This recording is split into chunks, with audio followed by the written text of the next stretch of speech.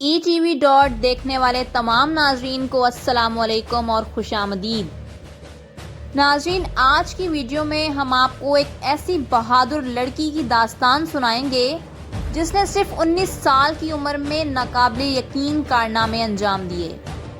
John of arc. جی ناظرین، جان of arc کو آج یورپ میں دیوی مانا جاتا ہے اور جگہ جگہ اس کے مجسمے نظر آتے ہیں، لیکن حقیقی زندگی میں اس بہادر اور جنگجو لڑکی کے ساتھ کیا سلوک کیا گیا، یہ جاننے کے لیے ویڈیو کو آخر تک ضرور دیکھیں۔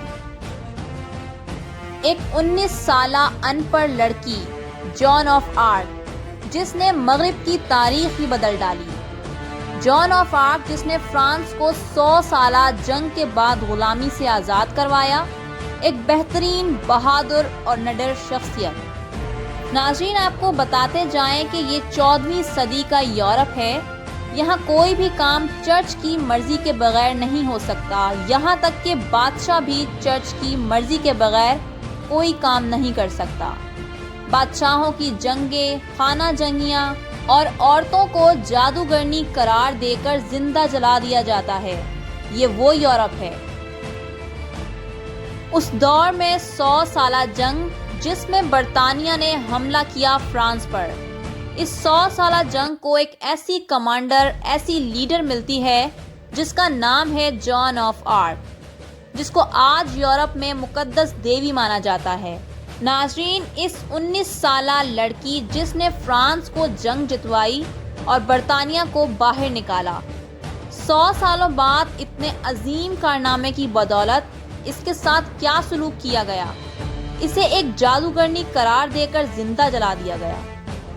6 جنوری 1412 کو جان فرانس کے علاقے ڈوم ریمی میں ایک امیر اور خوشحال گھرانے میں پیدا ہوئی۔ جب جان نے ہوش سنبھالا تو ملک جنگ کی لپیٹ میں تھا۔ یہ جنگ 1337 میں شروع ہوئی اور 1453 تک جاری رہی، یعنی 116 سال تک، لیکن تاریخ میں اسے 100 سالہ جنگ کہا جاتا ہے۔ ناظرین، اب کچھ بات کرتے ہیں جنگ کے حوالے سے۔ 1328 میں جب فرانس کے بادشاہ چارلز کا انتقال ہو گیا، اس بادشاہ کا کوئی بیٹا یا بھائی نہیں تھا۔ برطانیہ کے بادشاہ ایڈورڈ کی نظریں اسی حقیقت پر تھیں اور موقع پاتے ہی اس نے فرانس پر حملہ کر دیا۔ اس وقت فرانس کی آبادی 1,70,00,000 تھی، جبکہ برطانیہ کی صرف 40 لاکھ تھی، مگر جنگی لحاظ سے برطانیہ بہت مضبوط اور طاقتور تھا۔ بالآخر فرانس کی عوام کو جوش دلانے کا سبب 19 سالہ لڑکی جان آف آرک بنی۔ 1429 سے لے کر 1453 تک فرانس نے اپنے علاقے غلامی سے آزاد کروا لیے۔ 19 سالہ لڑکی جان آف آرک جس نے مغرب کی تاریخ ہی بدل ڈالی۔ آزادی کا بھرپور جوش دل میں چھپائے جان مردوں کے بھیس میں جنگ لڑتی تھی، کیونکہ عورت ہوتے ہوئے وہ یہ سب نہیں کر سکتی تھی۔